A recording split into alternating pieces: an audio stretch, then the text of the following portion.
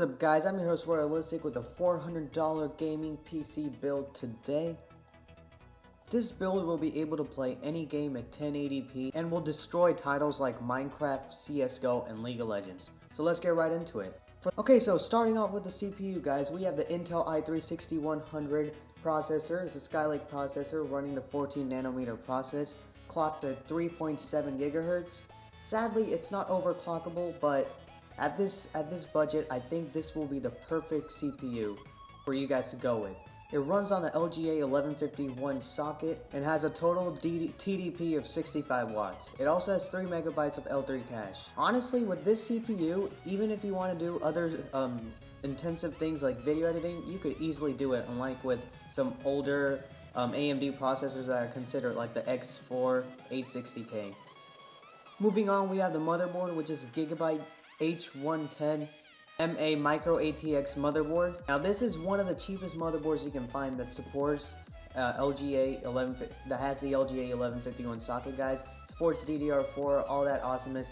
It won't have any of the cool new features like USB Type-C and USB 3.1, but it has all the features that you need for your computer to function properly.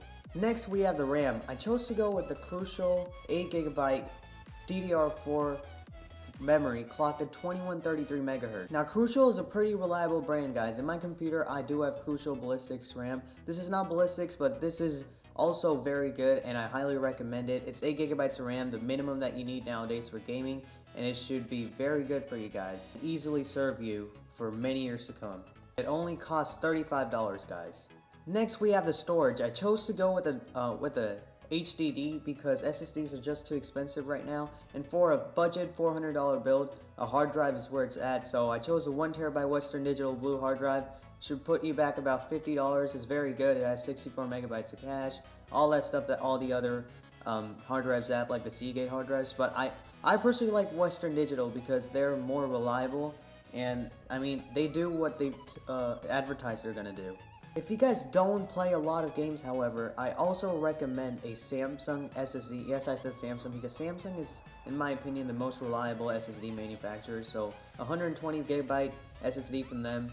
Honestly, I don't think it's enough, but if you guys really prefer speed over storage, that's what you should get. But in this build, I went with the WD 1TB hard drive.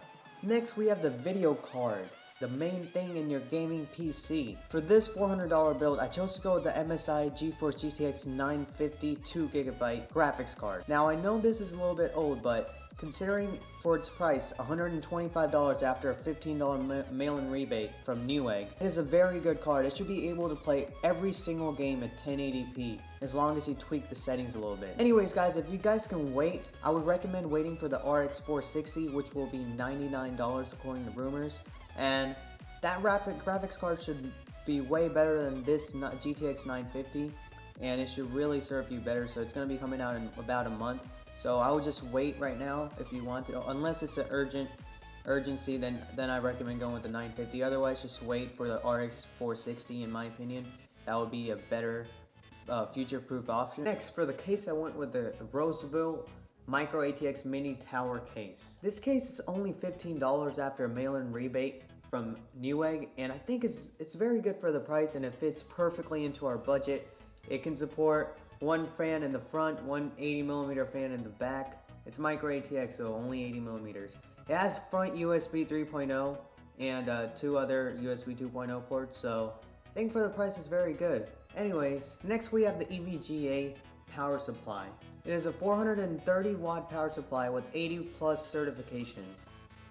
It costs $30, but after the mail-in rebate, it only costs $15. However, I put up $21 because you do have to pay $6 in shipping for this. I don't know why, but Newegg is charging $6, so $21 for this power supply. I think it's a good deal.